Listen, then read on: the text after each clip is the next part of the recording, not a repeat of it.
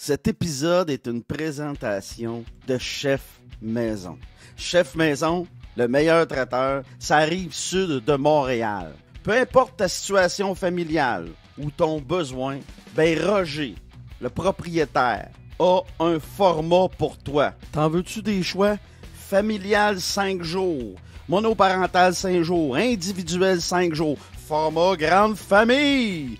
Familial, 2 jours. Monoparental, 2 jours. Individuel, 2 jours. Grande famille, 2 jours. Puis là, je t'ai même pas parlé des forfaits lunch à part de ça. T'as juste à appeler au 438-872-9500. Puis mon ami Roger Yengang va se faire un plaisir de bien te servir. Parce qu'oublie pas, ça tu le sais, Chef Maison, la solution.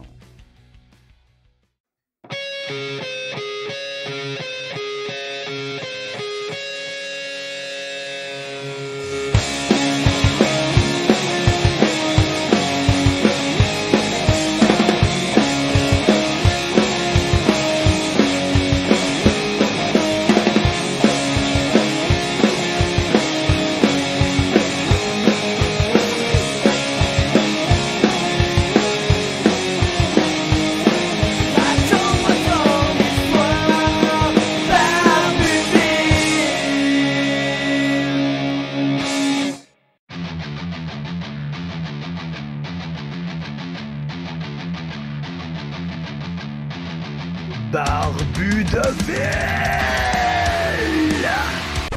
Ben oui, la grosse barbe qui raconte des histoires. Hey, t'es là, toi! Bienvenue dans la Josette du Barbu, épisode 377, édition du vendredi matin. Il fait présentement 13 degrés à l'extérieur de nos studios. Le ciel est bleu, le ciel est scintillant. Oui, il fait un peu froid ce matin dehors. Je vous dirais que c'est un temps d'automne. Ben, c'est normal. Ça s'en vient le 21 septembre. Les couleurs puis tout le kit. Mais là, le plus important, dans cette journée, dans ce vendredi, dans cet épisode de la Josette, numéro 377, qu'est-ce qui est le plus important? Tu le sais déjà. Le plus important, as-tu fait ton lit ce matin? T'as-tu fait ton lit comme David Goggin, le Navy SEAL? As-tu fait ton lit comme Joe Rogan, le podcaster? As-tu fait ton lit comme le maire de Kiev, Vitali Klitschko? À lui, il a le temps de faire son lit. As-tu fait ton lit comme Jean-Yves Lavoie de Angelen Volcar? Est-ce que tu as fait ton lit comme Simon Chartrand de chez Cascade, 30 ans chez Cascade? Est-ce que tu as fait ton lit comme Slip Coquille, alias Guy Leduc? Est-ce que tu as fait ton lit comme le Barbu de ville? C'est la question. Pourquoi faire son lit? Parce que c'est la première réussite de sa journée. C'est une micro-réussite. Ben non, t'as pas été sur la planète Mars, t'as pas fait une opération à cœur ouvert, mais le premier geste de ta journée a été une réussite. Voilà. T'es avisé, tu pourras pas dire que je t'ai pas averti. T'es un homme, t'es une femme avertie maintenant. Voilà. Donc, premier sujet en ce vendredi. J'ai vu ça passer sur Instagram hier soir. Hier soir, tu sais, on est tous pareils, là, on gosse sur Instagram, puis on va voir des vidéos, puis on va voir des posts, puis après on va voir ce que tel influenceur a écrit, bon, puis etc. Puis hier soir, j'ai vu sur l'Instagram de Guillaume Pinault. Puis Guillaume Pinault, si tu te rappelles pas c'est qui, c'est un humoriste. Bon, Guillaume Pinault qui sortait avec Anne... Attends une minute. Je vais aller sur Google. En tout cas, son nom de famille, c'est Bossé, là. Anne-Elisabeth Bossé. Bon. Ben, Guillaume Pinault puis Anne-Elisabeth Bossé, ce qu'on a appris via Instagram, c'est qu'ils n'étaient plus en couple après 6 ans, imagine-toi donc. Mais là, ils ont eu le besoin de nous dire ça via un post Instagram, comment les deux avaient une belle relation et comment ils se sont laissés en bons termes. Je pense qu'ils ont fait ça juste pour faire ma gueule aux médias. Moi, c'est mon impression. C'est bien correct de même, c'est pas fou. Moi te le dire, là. C'est pas fou du tout. Comme ça, ben, tu mets fin aux spéculations. Attends-moi 2 secondes. Faire pause, 2 secondes, me regarder mon son, il y a quelque chose qui cloche. Donc, c'est ça.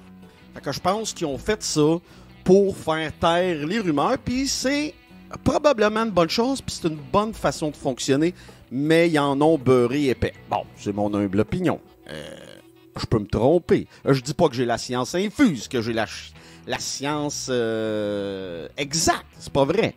Mais non, on m'a dit comme Jean Gabin, je sais que je sais rien. Et voilà. Ben, c'est ça la vie, hein? C'est un work in progress, puis on essaye de faire le mieux qu'on peut. Voilà. Donc, soyez avertis, arrêtez les presses. Soyez avertis, mesdames et messieurs, Anne, Elisabeth Bossé et Guillaume Pinault ne sont plus ensemble après 6 ans de vie commune. Puis en même temps, ben, ils n'ont pas eu d'enfants ensemble aussi, là. En même temps, la vie est ce qu'elle est. On évolue. Puis des fois, on n'évolue pas au même rythme, puis en même temps. Bon, c'est peut-être ça qui est arrivé dans ce couple-là. Je veux dire, on peut pas juger d'un couple tant qu'on n'est pas dedans. Donc, c'est difficile parce qu'il se crée là une chimie, c'est organique, donc c'est unique en soi, tu vois.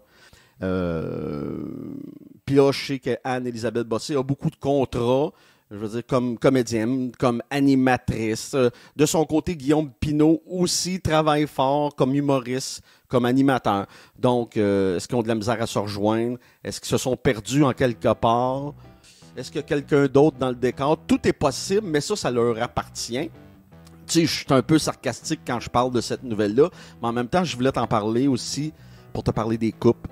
Je fais un bridge vers un autre sujet pour dire que on peut pas juger les autres face à ce qu'ils vivent à deux. Comme je te dis, c'est organique. C'est difficile de juger ça parce que tous les couples sont uniques.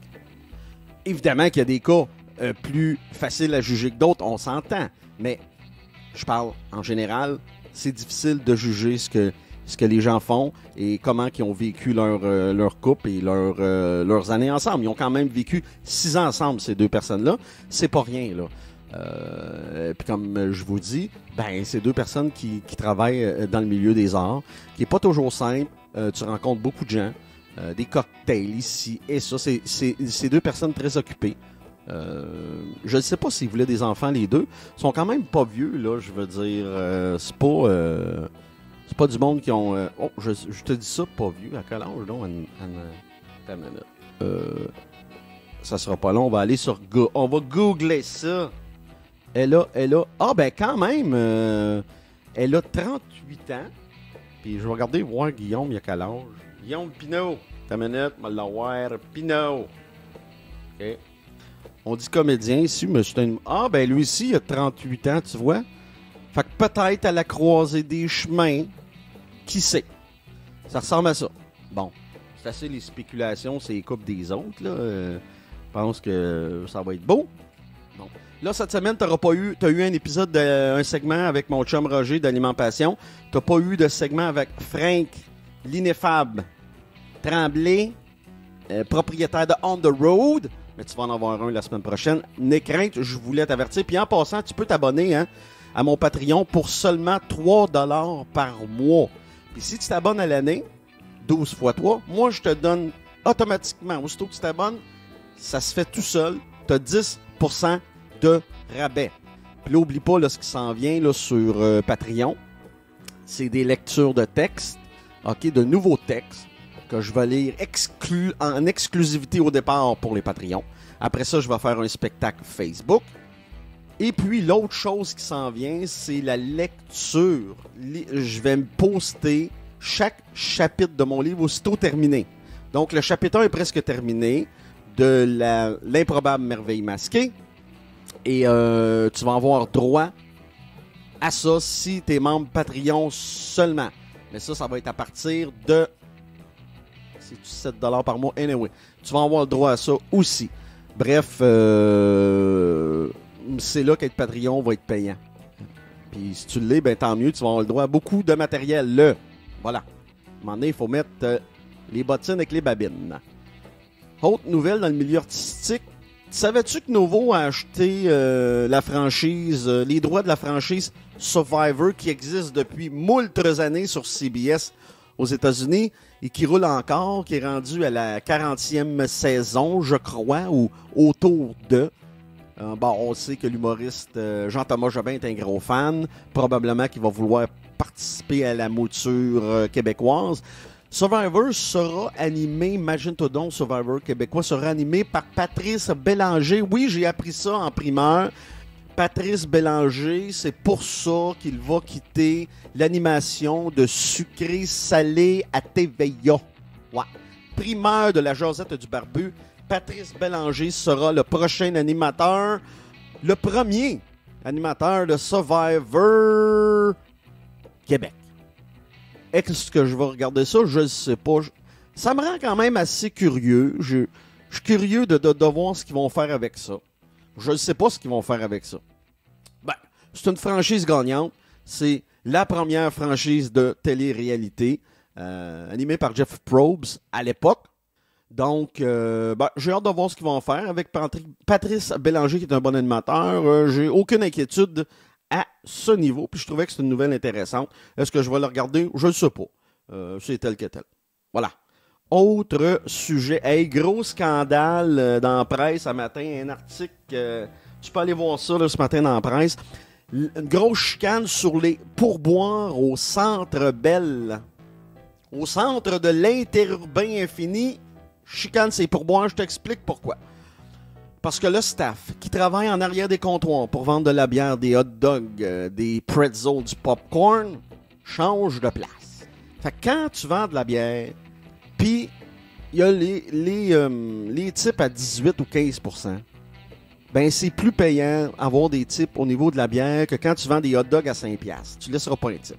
Fait que là, il y en a du monde qui se retrouve à vendre des hot dogs, mais ils se font une rotation. Okay? Les Teamsters ont décidé, les syndicats ont décidé de faire des rotations d'employés. Une fois, tu es au hot dog, l'autre fois, tu es à la bière, bon, etc. Tu comprends le principe. Mais souvent, il manque de personnel. Ben là, le Centre Bell, l'organisation du Centre Bell, fait affaire avec des agences. Ces agences-là, évidemment, envoient des gens.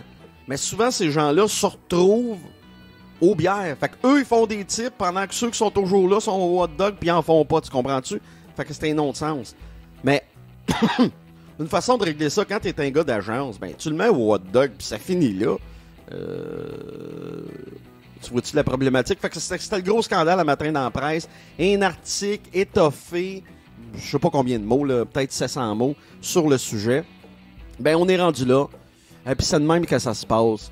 Fait que prochain coup que tu vas au Centre Bell puis que tu te fais faire 2 hot dogs, là c'est un petit type, pas obligé de donner 18% pour un gars qui te fait ou une fille qui te fait des hot dogs. Ben tu peux laisser un 10% puis tout le monde va être content. Voilà. Hey, t'imagines-tu donner 15% sur 2 bières qui t'ont coûté 30$. Imagine-toi des can là. Hein? Faudrait me dire, je pense que c'est... La dernière fois que j'étais au Centre Bell, me semble la Coors était 14$. La bière. Ouais. Je pense que j'avais été pour un match hors concours du Canadien contre les Sénateurs d'Ottawa. C'était la première partie de Brady Tkachuk avec les Sénateurs. J'avais emmené ma fille. Ouais. On avait eu bien du fun, par exemple. C'est un match hors concours, mais ça avait été pas mal plaisant. Sinon, les dernières fois, j'ai été voir le Rocket à Laval. Et la dernière game que j'ai été voir de visu, c'est la partie d'ouverture des Lions de Trois-Rivières dans la East Coast League contre les Dogs, de Growler. Les Growlers dans les Maritimes, là, je me souviens plus où, là, à Saint-Jean ou à Nouveau-Brunswick ou whatever, Nova Scotia. Ouais, c'était les Growlers qui avaient gagné d'ailleurs Club École des Maple Leafs de Toronto. Regardez le temps, voir. Ou hier, je t'ai fait un 37 minutes. Aujourd'hui, je te ferai pas un 37 minutes. Je peux pas te gâter de même à tous les fois. Autre article intéressant dans la presse de ce matin.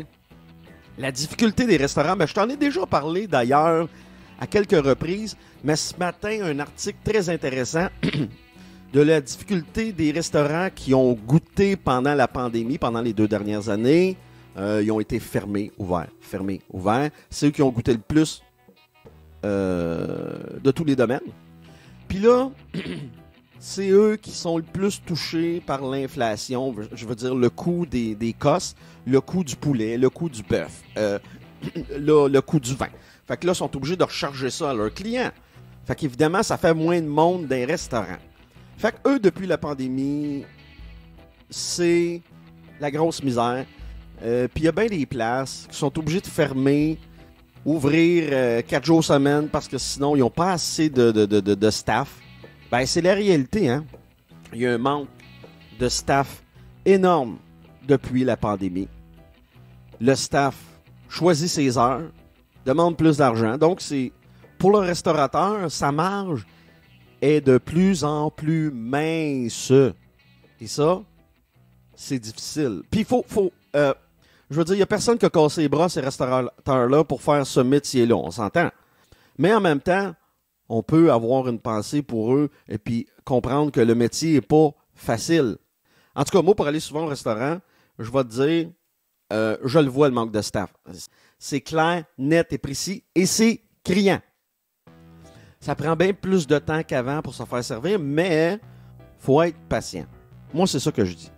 Être patient, puis prendre son mal en patience. Parce que t'es là pour prendre un verre, il n'y a pas de stress, là. En tout cas, moi, c'est ce que je pense, c'est ce que je dis. Prendre son temps, être patient, puis savourer le moment. Voilà. Autre sujet, dernier sujet pour la jasette du barbu. Épisode 377. Hier soir avait lieu le premier match en concours du camp des recrues du Canadien de Montréal contre les Sabres de Buffalo. Et Juraj Slafkovský a brillé de tous ses feux avec des super beaux jeux. Il a fait une belle passe à Philippe Messer qui a enfilé l'aiguille. Le Canadien a perdu, mais dans les points positifs, il y a le petit Owen Beck repêché cette année en deuxième ronde qui sera à surveiller. Et l'autre point positif, c'est la tour, le mur. est bâti comme un cadre de porte. Juraj Slafkovský, 6 pieds 4, 232 livres de pure menace. Fast and Furious. Je me souviens plus c'est qui a essayé de faire une mise en échec en plein milieu de la glace. Juraj n'a pas bougé. Mais pas pantoute. C'est l'autre qui est tombé. Voilà. Ben, ça regarde bien pour la suite des choses. C'est très excitant tout ça. On va suivre ça, le camp des recrues. Juraj Slafkovský semblait être un homme parmi les enfants hier. C'est une bonne nouvelle. Il a un excellent patin, une excellente vitesse, des bonnes mains et un physique incroyable. Comme je te disais auparavant, large comme un cadre de porte. Ce gars-là va faire du bruit. Imagine-toi donc avec un Kirby Dach dans la formation et un Josh Anderson. On est en business, les amis. Ça va bien aller. Moi, je te le dis. Bien content. Moi, j'étais de ceux qui voulaient repêcher Shane Wright pour plusieurs raisons. Mais là, je regarde Juraj Slafkovský et j'en suis très heureux. Sur ça, on va arrêter de parler de sport.